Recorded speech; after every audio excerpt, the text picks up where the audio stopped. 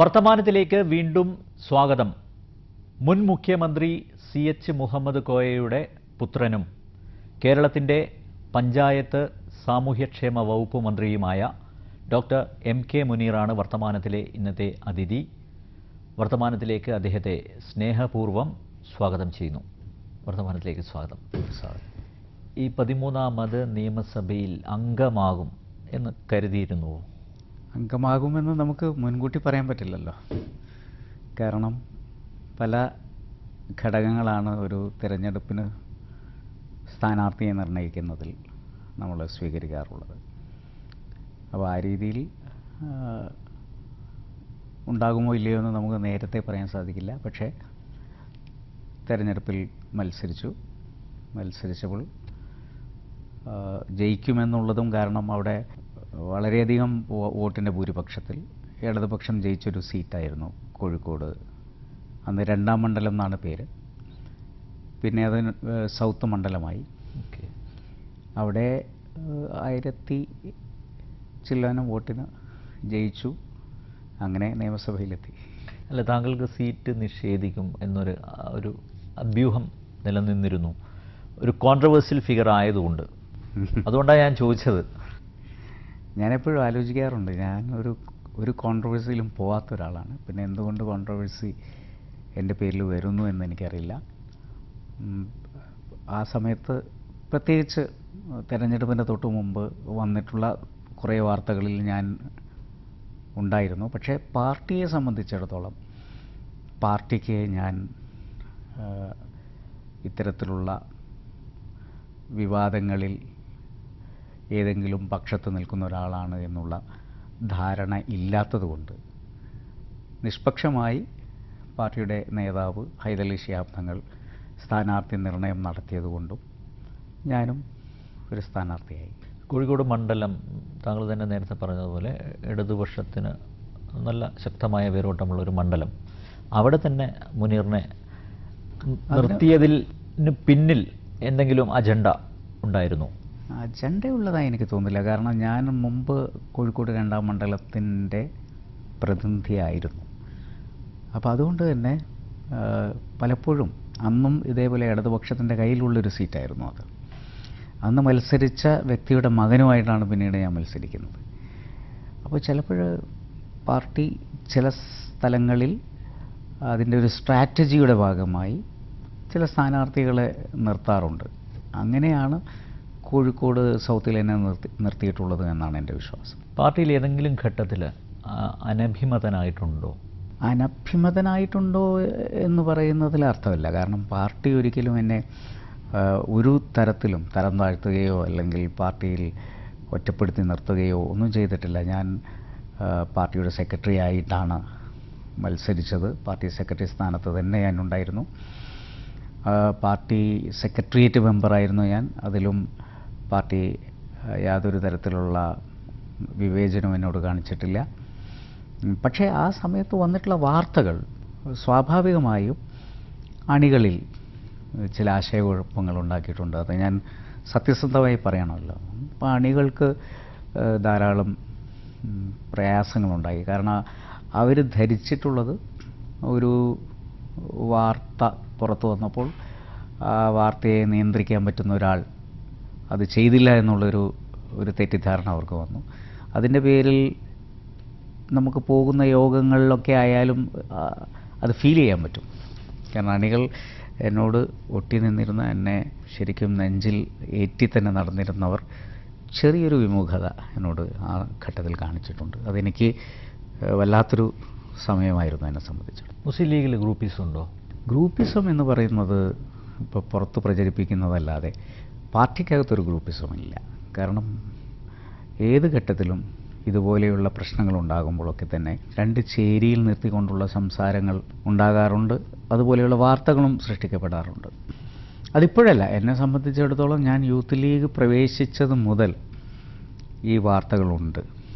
ഇപ്പോൾ കുഞ്ഞാലിക്കുട്ടി സാഹിബും ഞാനും തമ്മിലുള്ള രണ്ട് ധ്രുവത്തിലാണെന്നുള്ള വാർത്ത ഈ ഒരു സംഭവത്തിൻ്റെ പേരിൽ മാത്രമല്ല, അതിനെത്രയോ മുമ്പ് തന്നെ ഞാൻ യൂത്ത് ലീഗിൽ ഉള്ളപ്പോഴും ഇതേ വിഷയം, ഈ പറഞ്ഞിട്ടുള്ള വിവാദ വിഷയങ്ങൾ വന്നപ്പോഴും അന്നും എന്നെ മറ്റൊരു പക്ഷത്ത് നിർത്തിയിട്ട് അന്ന് വാർത്തകൾ അതിൻ്റെ ഒരു ഘോഷം തന്നെ ഉണ്ടായിരുന്നു.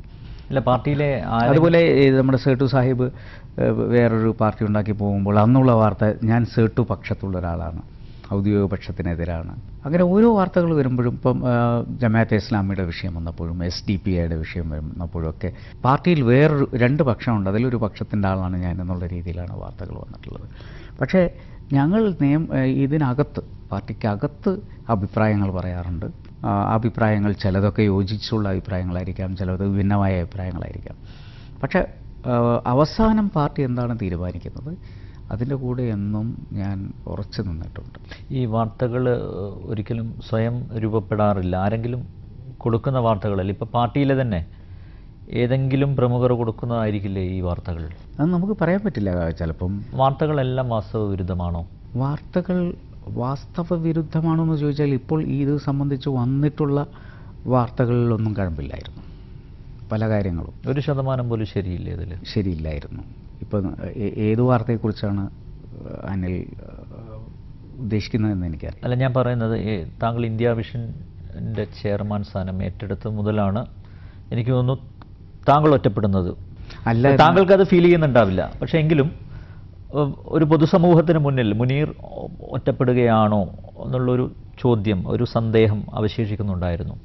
അതാണ് ഞാൻ പറഞ്ഞത്. ഇന്ത്യ വിഷൻ അല്ല, അതിനു മുമ്പ് തന്നെ ഇതുപോലെയുള്ള ഒറ്റപ്പെടുത്തലുകൾക്ക് ശ്രമം നടന്നിട്ടുണ്ട്. താങ്കളുടെ എൻട്രിയെ നേരത്തെ തന്നെ എൻട്രി മുതലുണ്ട്. അത് താങ്കൾ പാർട്ടിയിൽ കരുത്തനാകും എന്നുള്ള ആശങ്ക ഉള്ളവരാണോ എതിർത്തത്? അല്ല, ആ പാർട്ടിക്കകത്തല്ല ഞാൻ പറയുന്നത്. പുറത്ത് വാർത്തകൾ സൃഷ്ടിക്കപ്പെടുമ്പോൾ ഒരു പക്ഷത്ത് എന്നെ നിർത്തുമായിരുന്നു. ഏതൊരു വാർത്തയുടെയും ഒരു പക്ഷത്ത് എന്നെ നിർത്തുമായിരുന്നു. അത് ചിലപ്പോൾ ഞാൻ പറഞ്ഞല്ലോ, ചില അഭിപ്രായങ്ങൾ നമ്മൾ പറഞ്ഞിട്ടുണ്ടാകാം. പക്ഷേ അതിൻ്റെ പേരിൽ പാർട്ടിക്കകത്ത് അകത്തൊരു പടയൊരുക്കത്തിനുള്ള പുറപ്പാട് എന്നുള്ള നിലയ്ക്കല്ല. ചില കാര്യങ്ങളിൽ നമ്മുടെ വീക്ഷണങ്ങൾ നമ്മൾ പറഞ്ഞു എന്നുള്ളത് മാത്രമേ ഉള്ളൂ. അത് സംബന്ധിച്ച് ഇപ്പോൾ ഉദാഹരണത്തിന് ബാബരി മസ്ജിദ് തകർന്ന സമയത്തും അതുപോലെ തന്നെ മുന്നണി ബന്ധങ്ങളും ഇടതുപക്ഷത്തേക്ക് ലീഗ് പോകണമോ വേണ്ടയോ എന്നുള്ള ചർച്ചകൾ നടന്ന സമയത്തും ഒക്കെ തന്നെ പലതരത്തിലുള്ള അഭിപ്രായങ്ങൾ വരുമ്പോൾ ഒരു അഭിപ്രായം എനിക്കുണ്ടാവുമല്ലോ. പക്ഷെ ആ അഭിപ്രായത്തെ പലപ്പോഴും ഒരു പക്ഷത്ത് നിന്നുകൊണ്ട് ഇതിനകത്ത് പടയൊരുക്കം നടത്തുകയാണെന്നുള്ള രീതിയിലാണെന്ന് വാർത്തകൾ വന്നിട്ട്. PK കുഞ്ഞാലിക്കുട്ടിയുമായി ഏത് ഘട്ടത്തിലാണ് അകലുന്നത്? അങ്ങനെ ഒരു അകൽച്ചയുണ്ടോ? അദ്ദേഹവുമായി അകന്നിട്ടില്ല ഒരിക്കലും. ഈ സംഭവങ്ങളൊക്കെ ഉണ്ടാകുമ്പോഴും അദ്ദേഹവുമായിട്ടുള്ള ഊഷ്മളമായ ബന്ധമാണ്. അതാണ് ഞാൻ പറയുന്നത്. ഇപ്പോൾ എല്ലാവരും പറയുന്നില്ലേ, ക്രിട്ടിക്കലായി അദ്ദേഹത്തിനെതിരെ വാർത്തകൾ വന്നപ്പോഴും അതിൽ ഇന്ത്യ വിഷൻ ഭാഗഭാക്കായി എന്ന് പറഞ്ഞപ്പോഴും അദ്ദേഹവും ഞാനും തമ്മിലുള്ള ഇക്വേഷന് ഒരു പ്രശ്നം ഉണ്ടായില്ല. അന്ന് ഇത് വാർത്ത വന്നുകൊണ്ടിരിക്കുന്ന സമയത്ത് പോലും അദ്ദേഹവുമായി എൻ്റെ കമ്മ്യൂണിക്കേഷൻ നടക്കുന്നുണ്ട്, അദ്ദേഹത്തിൻ്റെ കമ്മ്യൂണിക്കേഷൻ ഇങ്ങോട്ട് നടക്കുന്നുണ്ടായി. അല്ല, അദ്ദേഹം ഇതിലുള്ള അഭിപ്രായ വ്യത്യാസം അല്ലെങ്കിൽ ഇതിലുള്ള വിദ്വേഷം ഒന്നും പ്രകടിപ്പിച്ചിരുന്നില്ല? അദ്ദേഹം പറഞ്ഞു നിങ്ങൾ ചെയർമാനായി നിൽക്കുന്ന ഒരു ചാനലിൽ നിന്നും വ്യക്തിപരമായി എനിക്കെതിരെ വാർത്തകൾ വരുമ്പോൾ അതൊരു പ്രയാസം അദ്ദേഹം പറഞ്ഞിരുന്നു. പക്ഷേ ഇപ്പുറത്തുള്ള എൻ്റെ പരിമിതികൾ ഞാൻ അദ്ദേഹത്തെയും ബോധ്യപ്പെടുത്തിയിരുന്നു. അതുകൊണ്ട് തന്നെ അത് സദാ സമയത്തും അദ്ദേഹത്തോട് എന്തൊക്കെയാണ് സംഭവിക്കുന്നത് എന്ന് ബോധ്യപ്പെടുത്തി കൊടുത്തുകൊണ്ട് പുറത്തുള്ള ഈ വാർത്തകളൊക്കെ സൃഷ്ടിക്കപ്പെട്ടപ്പോഴും അദ്ദേഹവും ഞാനും തമ്മിലുള്ള ഇക്വേഷൻ വളരെ സ്മൂത്തായിട്ട് പോയിട്ടുണ്ട്. അല്ല, ഒരു ചാനൽ ചെയർമാന് ഇത്രയേറെ പരിമിതികളുണ്ടോ? താങ്കൾ അന്ന് മനസ്സ് വെച്ചിരുന്നെങ്കിൽ ഈ വാർത്തകൾ തമസ്കരിക്കാമായിരുന്നില്ലേ? അത് ഞാൻ പറഞ്ഞല്ലോ, ഈ വാർത്തകൾ വന്ന ശേഷം നമ്മളതിൽ ഇടപെടുന്നതും വാർത്തകൾ വരുന്നതിൽ നമ്മൾ ഇടപെടുന്നതും തമ്മിൽ വ്യത്യാസമുണ്ട്. അപ്പോൾ ഈ വരുന്നത് എല്ലാം ചെയർമാൻ അറിഞ്ഞുകൊണ്ടായിരിക്കണം എന്ന് പറയുന്നത് അടുത്തായിരുന്നു ഈ പ്രശ്നം. നമ്മൾ ഓരോ ആളുകൾക്കും ഓരോ സമീപനമാണല്ലോ. അതിൽ ഞാൻ ആദ്യം മുതലേ എടുത്തൊരു സമീപനമായിരുന്നു. അത് ഇതിൻ്റെ എഡിറ്റോറിയൽ ബോർഡ് രൂപപ്പെടുന്ന സമയത്ത് അവരുമായി നടത്തിയിട്ടുള്ള ഇൻട്രാക്ഷനിൽ അവർക്ക് നൽകിയിട്ടുള്ള ഒരു വാക്കാണ്. അതായത് ഈ വാർത്തകൾ നിഷ്പക്ഷമായിരിക്കണം.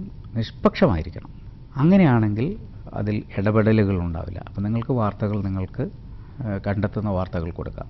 അപ്പോൾ അതിൽ നിന്നൊരു ചോദ്യം ഉയർന്നു, അത് നിങ്ങളെക്കുറിച്ചാണെങ്കിലോ? ഞാൻ പറഞ്ഞു അതിൽ ഒരു വ്യത്യാസവും ഇല്ല, അത് എന്നെക്കുറിച്ചാണെങ്കിലും നിങ്ങൾക്ക്. പക്ഷേ എനിക്കതിന് മറുപടി പറയാനുള്ള സ്പേസ് ഉണ്ടാകണം. അത് ശരിയോ തെറ്റോ എന്ന് പറയാനുള്ള എൻ്റെ സ്പേസ് ഒരിക്കലും നിഷേധിക്കപ്പെടരുത് എന്നുള്ളതായിരുന്നു. പക്ഷേ അന്നത് പറയുമ്പോഴും നമ്മൾ ഇങ്ങനെയുള്ള സംഭവവികാസങ്ങളെക്കുറിച്ച് ഓർക്കുന്നില്ല.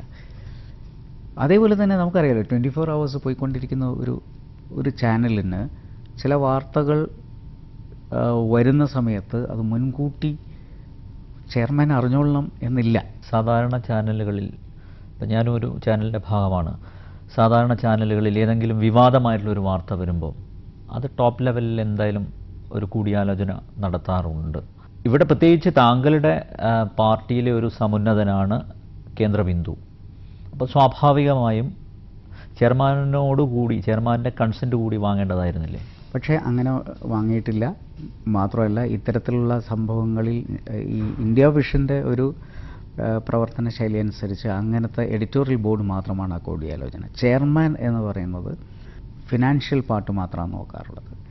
ഞങ്ങളുടെ ബോർഡ് കൂടുന്ന സമയത്ത് അത് ചെയർ ചെയ്യുക എന്നുള്ളതാണ് മെയിനായിട്ട്. അപ്പോൾ AGM വരുന്ന സമയത്ത് ഞങ്ങളുടെ ഷെയർ ഹോൾഡേഴ്സിന് എന്താണ് ഇപ്പോൾ ചാനൽ ഏത് അവസ്ഥയിലെത്തി നിൽക്കുന്നു, ഏത് ദിശയിലേക്കാണ് ചാനൽ പോകുന്നത് എന്നുള്ളതിനെക്കുറിച്ചാണ് ചെയർമാൻ എന്നുള്ള നിലയ്ക്ക് ഞാൻ ഇൻവോൾവ് ചെയ്തിട്ടുള്ളത്. വാർത്തയുടെ ഒരു ലെവലിലും അവിടെ അത് ഇപ്പോഴല്ല, നികേഷുള്ള സമയത്തായാലും. നികേഷിന് അന്ന് ഞങ്ങൾ വെറും എക്സിക്യൂട്ടീവ് എഡിറ്റർ മാത്രമല്ല, അതിൻ്റെ CEO-വും അദ്ദേഹമായിരുന്നു. അതിൻ്റെ അകത്ത് നടക്കുന്ന ഫിനാൻഷ്യൽ, മാർക്കറ്റിംഗ് തുടങ്ങിയിട്ടുള്ള എല്ലാ കാര്യങ്ങളും നോക്കാനുള്ള ഉത്തരവാദിത്വം നികേഷിന് ആയിരുന്നു നൽകിയത്. അതിനുശേഷം അദ്ദേഹം പോയ ശേഷം CEO എന്നുള്ള പദവി വേണ്ടാതെ വയ്ക്കുകയും എഡിറ്റോറിയൽ ബോർഡ് എന്ന് പറയുന്ന, അപ്പോൾ ആ എഡിറ്റോറിയൽ ബോർഡ് വന്നപ്പോഴും എഡിറ്റോറിയൽ ബോർഡിന് മുമ്പുള്ള അതേ അവകാശങ്ങൾ ഞങ്ങൾ വീണ്ടും വകവെച്ചു കൊടുക്കുകയാണ് ചെയ്തിട്ടുണ്ട്. അല്ല, ഏറ്റവും ഒടുവിലും രഹസ്യ ക്യാമറ വെച്ചുള്ളൊരു ഓപ്പറേഷൻ നടന്നു. അതും താങ്കൾ അറിഞ്ഞിരുന്നില്ലേ? ഈ രഹസ്യ ക്യാമറ വെച്ചുള്ള ഓപ്പറേഷൻ നടക്കുന്ന സമയത്ത് ഞാൻ അറിയില്ല. പക്ഷേ അതിൻ്റെ ഒരു ഘട്ടമെത്തിയപ്പോൾ അത് PK കുഞ്ഞാലിക്കുട്ടി സാഹിബിന് തന്നെ അങ്ങനെ ഒരു ഓപ്പറേഷൻ നടക്കുന്നു എന്നുള്ളത് ബോധ്യമായപ്പോൾ അദ്ദേഹം എന്നെ വിളിക്കുകയും എന്നോട് ഇത്തരത്തിലുള്ള ഒരു സംഭവവികാസം ഉണ്ടാകുന്നുണ്ട് എന്നുള്ളത് സൂചിപ്പിക്കുകയും ചെയ്തിരുന്നു. ആ സമയത്താണ് ഞാൻ പറഞ്ഞത്, വ്യക്തിപരമായിട്ടുള്ള കാര്യങ്ങളിൽ ഇതുപോലെ ഒരു ചാനൽ അതിരുകൾ കടന്നു പോകുന്നത് ശരിയല്ല എന്നുള്ള രീതിയിൽ ചാനലിന് നിർദ്ദേശം കൊടുക്കുകയും ചെയ്തിരുന്നു. പക്ഷേ പിന്നീട് എല്ലാ ചാനലുകളിലും ഇത് സംബന്ധിച്ചിട്ടുള്ള വാർത്തകൾ വരികയൊക്കെ ചെയ്തപ്പോൾ അതിൽ കുറച്ച് കൂടുതൽ ഞങ്ങളുടെ ഇന്ത്യ വിഷനിൽ വന്നു. പക്ഷെ അതിനുശേഷം ആ വാർത്തയുടെ നിജസ്ഥിതി അറിയാതെ ഇത്തരത്തിലുള്ള കാര്യങ്ങൾ വല്ലാതെ കൊടുക്കുന്നത് ശരിയല്ല എന്ന് പറഞ്ഞതിന് ശേഷം ഇന്ത്യ വിഷനിൽ അത്തരം വാർത്തകൾ പിന്നെ വന്നിട്ടില്ല. അല്ല, ഒരു മദ്യപ സദസ്സിൽ ഒരാളെ ഇരുത്തിക്കൊണ്ട് അദ്ദേഹം സ്വബോധത്തോടു കൂടിയല്ല പറയുന്നത്, അത് ആ ക്ലിപ്പിങ്ങിൽ നിന്നും നമുക്ക് മനസ്സിലാവും. അങ്ങനെയുള്ള ഒരു വാർത്താ ശൈലി നല്ലതാണോ? അല്ല, ഞാനന്ന് പറഞ്ഞിരുന്നു ഇതിൻ്റെ കണ്ടൻറ്റിനോട് ഞാൻ പറഞ്ഞല്ലോ, എനിക്ക് അതിൽ വരുന്ന വാർത്തകളിൽ ഞാൻ സ്വാധീനിക്കാറില്ല എന്ന് പറഞ്ഞതുകൊണ്ട് തന്നെ ആ വാർത്തകളെ പൂർണ്ണമായും അത് വന്ന ശൈലിയെക്കുറിച്ചോ ഒന്നും എനിക്ക് അതിനെ മോറലി ഓൺ ചെയ്യുന്നുണ്ട്. ഇപ്പോഴും മോറലി ഓൺ ചെയ്യേണ്ട ആവശ്യമില്ല. അവർ ചെയ്തതിനെക്കുറിച്ച് ഞാൻ പറഞ്ഞല്ലോ, അവർക്കുള്ള സ്വാതന്ത്ര്യം നമ്മൾ കൊടുത്തപ്പോൾ അവർക്ക് അത് ചെയ്യാനുള്ള സ്വാതന്ത്ര്യമുണ്ട്.